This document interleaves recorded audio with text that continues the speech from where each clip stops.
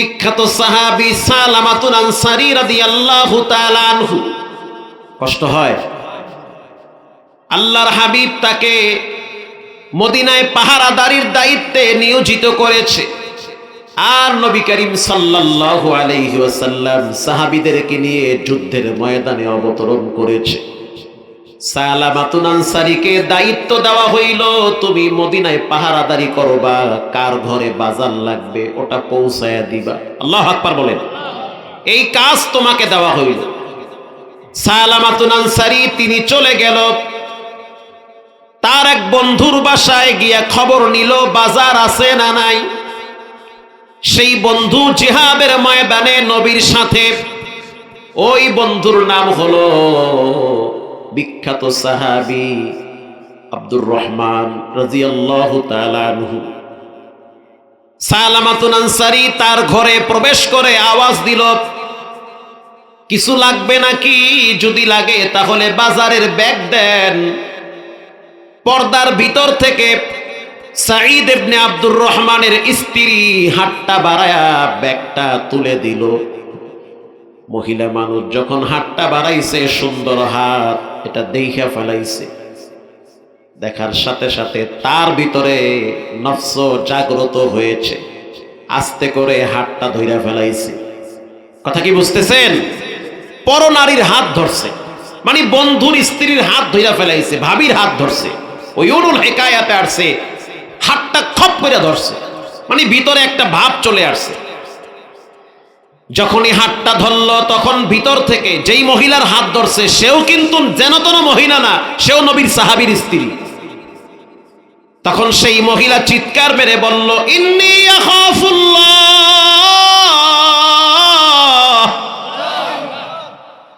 আমি আল্লাহরে ডরাই। কারে ডরাই? আল্লাহরে ডরাই। এরে সালামাতুল আনসারী, তোমার দোস্ত জিহাদের ময়দানে গেছে, আর তুমি কিনা আমার হাত খপ কইরা ধইরা ফেলাইছো। তুমি কি জানো না জাহান্নামের আগুন বড় ভয়ঙ্কর? তুমি কি জানো না এই মদিনার অলিতে গলিতে কত মানুষের কবর পড়ে আছে? তোমার কি মনে নাই কত কবরে আগুন দেখা যায়? তোমার কি স্মরণ নাই কত কবরে সাপ বিচ্ছু দেখা যায়? তোমার কি স্মরণ নাই রাসূল বলেছেন কবরের দুই পাশের মাটি নাফরমানকে চাপ দিবে? তোমার কি স্মরণ নাই রাসূলুল্লাহ মসজিদের বারান্দায় বসে দুইটা হাত উঁচা করে আঙ্গুল ফাঁক কইরা ঢুকায়া দিছে, আর বলতে আছে পৃথিবীর মানুষ শুনে নাও, কেউ যদি গুনাহগার হইয়া কবরে যায়, তাহলে কবরের দুই পাশের মাটি এমন জোরে চাপ মারবি, এক পাজরের হাড্ডি আর এক পাজরের ভিতরে ঢুইকা যাবে। বান্দার চিৎকারে পশু পাখি শুনবে, মানুষ শুনবে না। যখনই বলল আল্লাহরে ডরাও, কবরের আযাব ডরাও, বিশ্বাস করেন বলার সাথে সাথে আল্লাহর ডরে, জাহান্নামের ডরে হাতটা ছাইরা দিছে। আল্লাহু আকবার বলেন। যাও, আমি এটা করব না, হাত ধরছি, এটাই তোমার আত্মকফরা। এখন সে টেনশনে পড়ে গেল, আমি কি করলাম? রাসূল তো যুদ্ধের ময়দানে, আর আমি কি না আর এক মুজাহিদ ভাইয়ের স্ত্রীর হাত ধইরা ফেলাইছি। চোখের পানি ছেড়ে কান্দে, আর মদিনার অলিতে গলিতে ঘুরে গুনাহগার নিজেকে পাপী বলে আল্লাহর সামনে পেশ করছে। যুবক ভাইরা আমার, দিল নরম করে দেন, আল্লাহর দরবারে গোপনে গোপনে দোয়া করেন। দোয়া ছাড়া ভাগ্য খুলবে না। ইন্নাল্লাহা লা ইউগাইয়িরু মা বিকওমিন হাত্তা ইউগাইয়িরু মা বিআনফুসিহিম। ওই জাতিকে রব্বুল আলামিন কল্যাণ দেয় না যেই জাতি যতক্ষণ না পর্যন্ত চেষ্টা করে না। চেষ্টা করে। যুদ্ধের ময়দান থেকে সাহাবীরা চলে আসছে মদিনায়। মদিনায় আসার পর যখন তার বন্ধু বাসায় গেছে, যাওয়ার পর শুনল যে তার স্ত্রীর হাত নাকি তার দোস্ত ধইরা ফেলাইছে। তখন সাঈদ ইবনে আব্দুর রহমান বলল, বিবি আমার, হাত ধরার পরে তুমি কি বললা?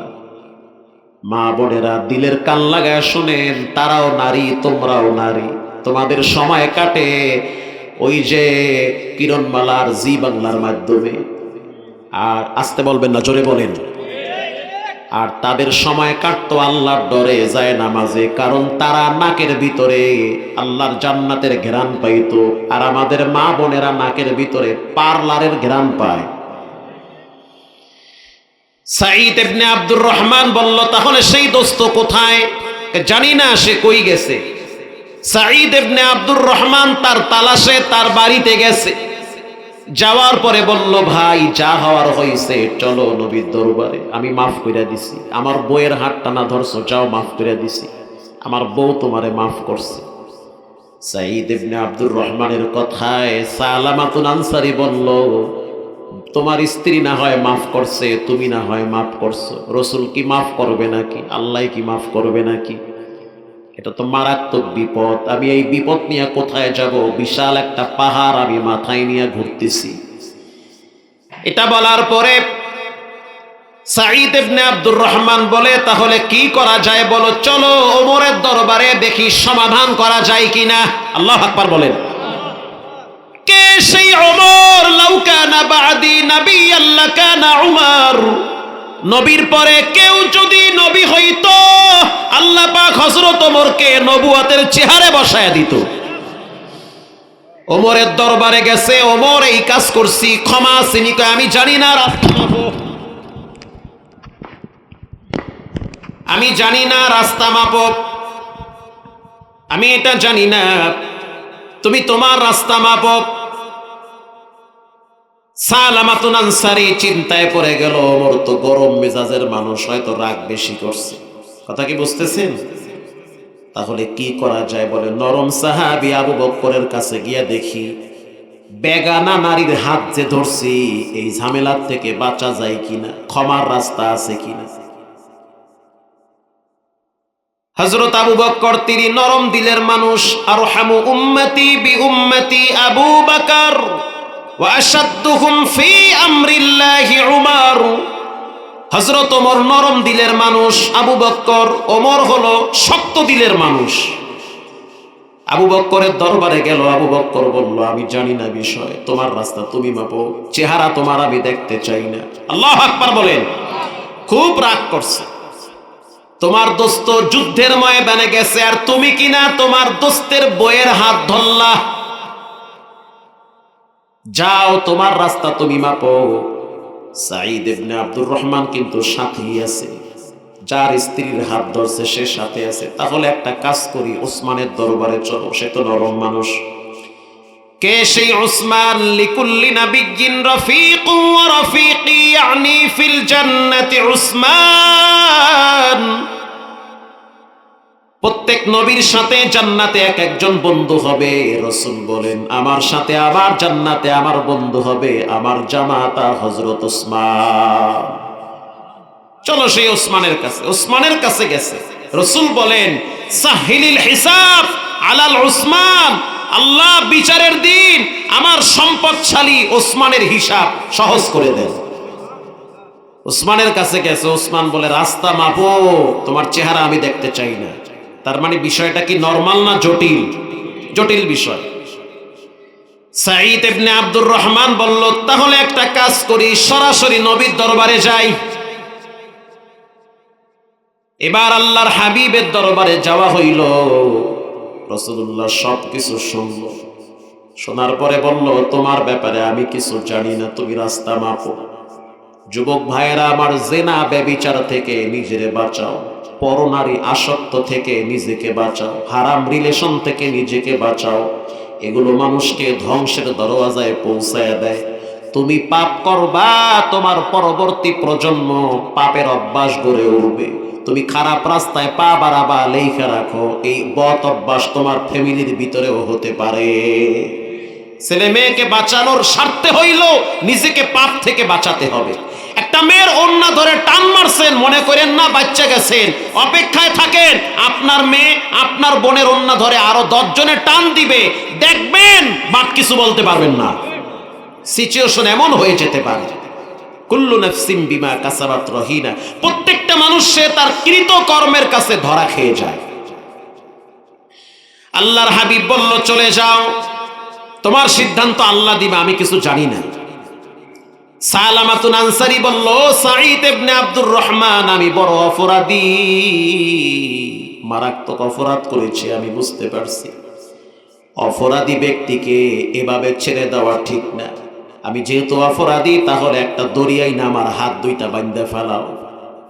তারপরেও রবের কাছে আমার ক্ষমা পাওয়া লাগবে, যেমনে হোক মাপ নিয়ে কবরে যাওয়া লাগবে। সাঈদ ইবনে আব্দুর রহমান দড়ি দিয়ে নিজের বন্ধুর হাত বাইদা ফেলাইছে। বাইদা ফেলানোর পর সালামাতুন আনসারী, তার একটা মেয়ে ছিল যার নাম হলো খামসানা রাদিয়াল্লাহু তাআলা আনহা। সে আয়েশা দেখলো বাবার এই অবস্থা। তখন মেয়েটা বলল, বাবা, জীবনে তোমারে আর কোনোদিন আব্বা বলে ডাকবো না, কারণ তোমার উপরে ওমর বেজার, উসমান বেজার, আবু বকর বেজার, এমনকি দোজাহানের বাদশা রাসূলুল্লাহ বেজার। যেদিন রাসূল ক্ষমা করবে সেদিন আমি মেয়েও ক্ষমা করব। একজন বাবার দিলের ভিতরে কি পরিমাণ কষ্ট, নিজের কন্যা বলে জীবনে বাপ ডাকবো না। আজ তুমি আমি গোপনে পাপ করি, রব্বুল আলামিন দয়া কইরা তোমার আমার পাপটারে রহমতের চাদর দিয়া ঢাইকা রাখে। একটা পাপ যদি ঘরে ফাঁস করত, লজ্জায় ঘরে মুখ দেখানো যাইতো না। স্ত্রী বলতো, তালাক দাও, তোমার মতো খারাপ মানুষের সাথে সংসার করব। আল্লাহ পাক বলেন, লা তাকনাতু মির রাহমাতিল্লাহ, ইন্নাল্লাহা ইয়াগফিরুয যুনুবা জামিআ। বান্দা যত পাপ করো না কেন, আমি রবের রহমত থেকে দূরে চলে যেও না। পৃথিবীর সবাই তাড়ায়া দিতে পারে, দরজা একটা খোলা, সেই দরজার মালিকের নাম কি? ওখানে হাত পাতো। আজ ঘরে গিয়ে হাত পাতবা, ঘরের কোনায় শুয়ে আসো, দিল থেকে বড়, আল্লাহ সাহায্য চাই, আমারে বাঁচান। আল্লাহু আকবার বলেন। রাস্তায় হাঁটতেছেন, হাত তুলাই দোয়া করা লাগে না, দিল থেকে বলবেন, আল্লাহ আপনার সাহায্য চাই, ইজ্জতটা ডুবাইয়েন না, আমার বাচ্চা কাচ্চারে শেষ করেন না, আরো কিছুদিন ইজ্জতের সহিত বাস করতে দেন। আল্লাহর রাসূল বলেন, যখন বান্দা চায় তখন আল্লাহ বান্দাকে দেয়, চাইতে হয়।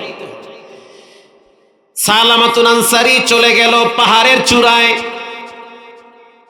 গভীর রাত, একা একা চোখের পানি ছেড়ে কান্দে আর বলে, আল্লাহু হাজিরিন, আল্লাহু নাজিরিন, আল্লাহু মাইন। আয় আল্লাহ, তুমি আর আমি, আমি আর তুমি আর কেউ নাই। এমন একটা অপরাধ করছি, রাসূলও তাড়ায়া দিছে, সাহাবীরাও তাড়ায়া দিছে। এখন চিন্তা করে দেখলাম, আপনি ছাড়া তো আমার কোনো গতি নাই, কারণ বানাইছেন তো আপনি। সন্তান হাজারো অপরাধ করলেও মা তো তাড়ায় দেয় না। মা যদি সন্তানরে ঘাড় ধাক্কা দিয়ে তাড়ায় দেয়, বিশ্বাস করেন মা কিন্তু তাড়ায় দিয়ে ঘুমায় না। একটু পর পর জানলার দিকে তাকায়, দরজার দিকে তাকায়, দেখেনি সন্তানটা আসে কিনা। যদিও রাগ কইরা তাড়ায় দিছি, কিন্তু ওই রাতে দেখবেন মা খাবার খাবে না, কারণ সন্তানটায় খায় না। এই পৃথিবীর কোনো মা খাবারের লোকমা মুখে দেয় না। কোন মা যখন সন্তানের উপরে রাগ করে তাড়ায় দেয়, তখন মার ভিতরে জ্বালা পড়া শুরু হয়ে যায়, সারা রাত ঘুমাইতে পারে না। একটু পর পর জানলার দিকে তাকায়, স্বামী বলে, কি ব্যাপার, তুমি এমন কেন করো? বলে, সন্তানটারে তাড়ায় দিয়ে তো আমার আর ঘুম আসে না, ভিতরে জ্বালা পড়া শুরু হয়ে গেছে। কারণ সে তো মা, পেটে রাখছে, রক্তের টান, লম্বা টাইম দুধ পান করাইছে, কলিজার টান লেগে আছে। রাত 4টার সময় যদি আপনি জানলার কিনারায় দাঁড়াইয়া যদি চিৎকার দিয়া বলেন, মা, বিশ্বাস করেন পৃথিবীর কোনো পাষাণ মা নাই যে আপনার জন্য দরজা খুলবে না। দরজা খুইলা দিয়া বলে, ভাই সন্তান আয় আয়, বেয়াদবি যা করছো সব ক্ষমা করে দিছি, ভালো হয়ে চল, তাড়াতাড়ি খাবার খা। আল্লাহর রাসূল বলেন, মায়ের চাইতে কোটি কোটি কোটি গুণ মায়া হলো দয়াময় আল্লাহর। যখন কোন বান্দা অপরাধ কইরা গোপনে গোপনে চোখের পানি সাইরা ফুফায়া কান্দে আর বলে, আল্লাহু হাজিরিন,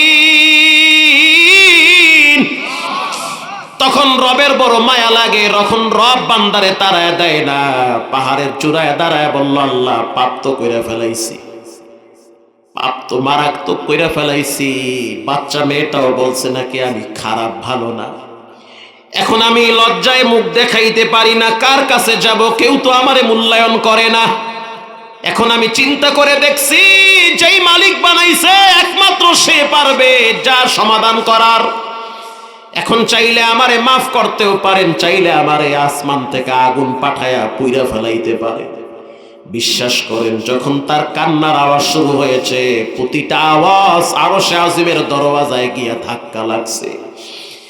একটু পরেই হযরত জিবরাইল রাসূলুল্লাহর দরবারে দাঁড়ায় গেছে। আসসালামু আলাইকা ইয়া নবী আল্লাহ, ওগো আল্লাহর হাবিব। আল্লাহ পাক জানতে চেয়েছেন সারা পৃথিবীর সমস্ত মানুষদেরকে বানাইছেন কে? জানতে চাইছে সারা পৃথিবীর মানবদেরকে টাইম টু টাইম খাবার খাওয়ায় কে? والذين إذا فعلوا فاحشة أو ظلموا أنفسهم ذكروا الله।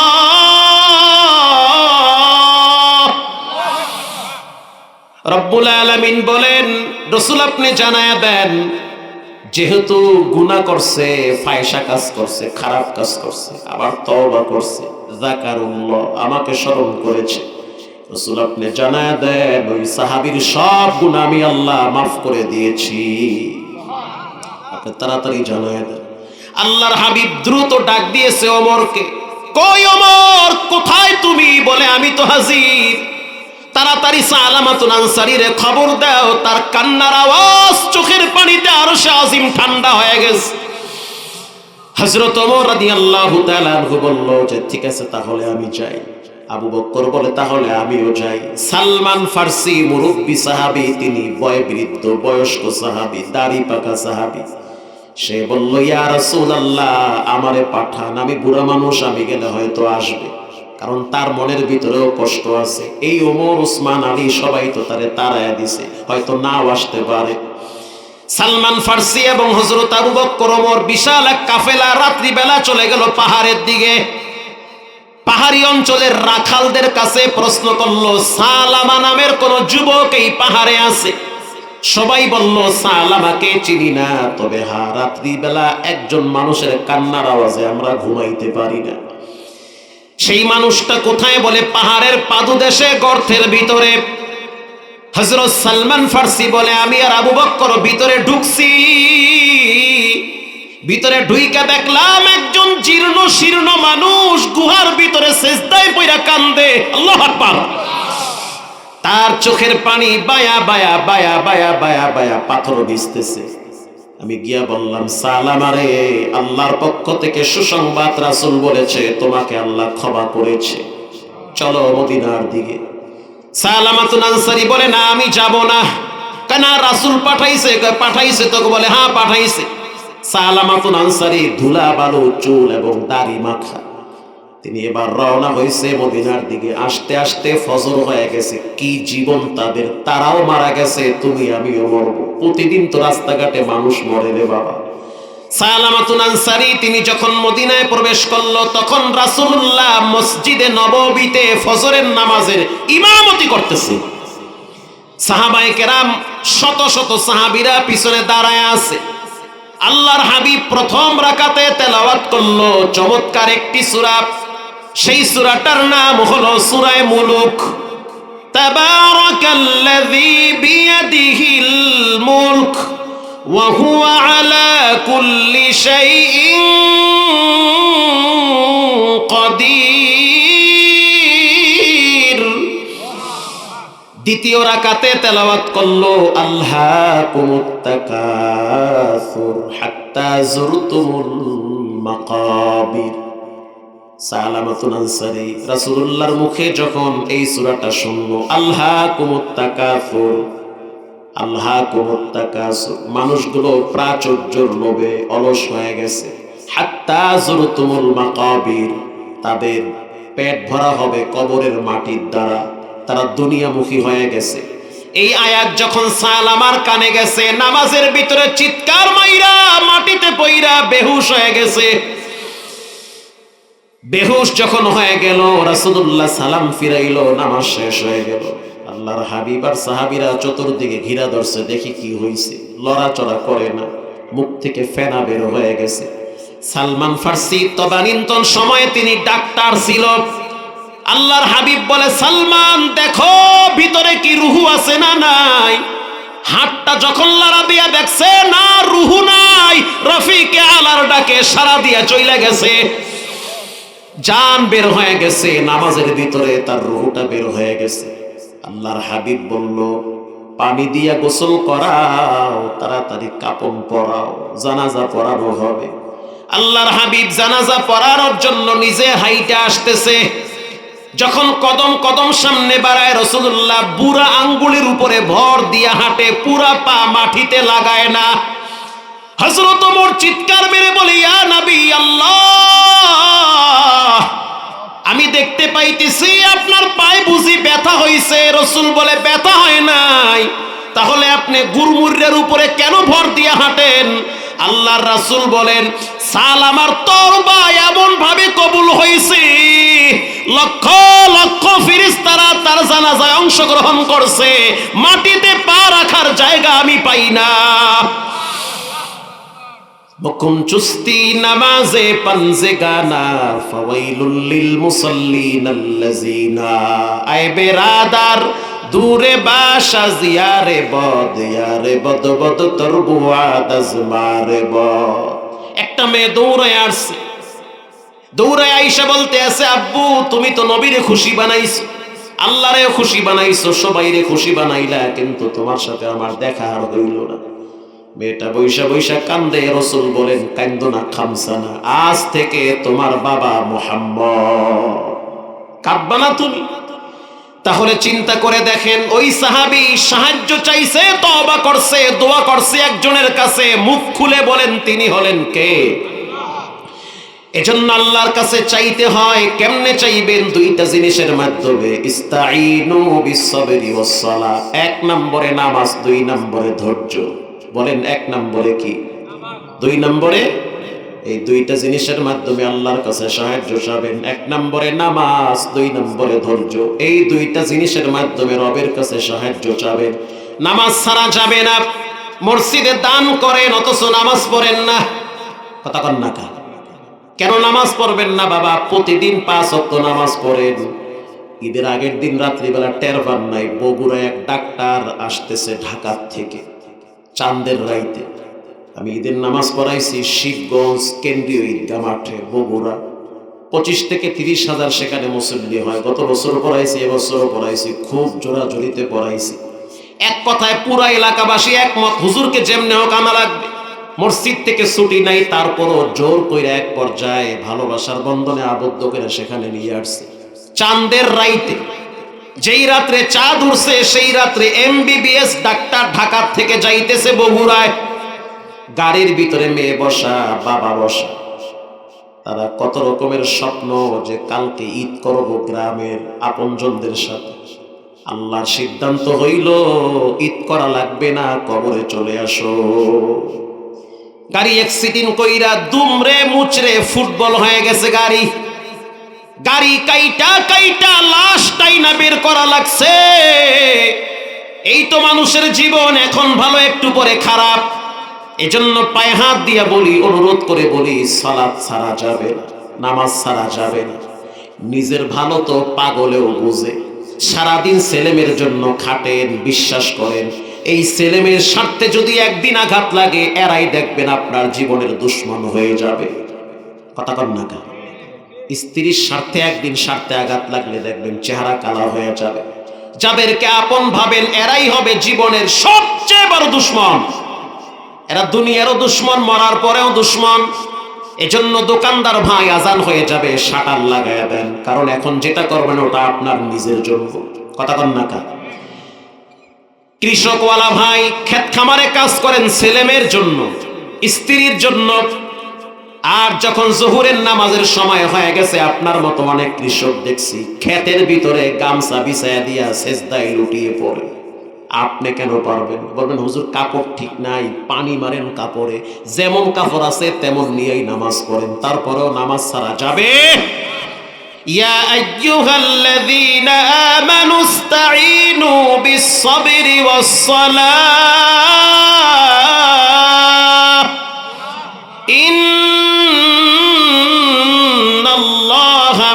সাবিরিন।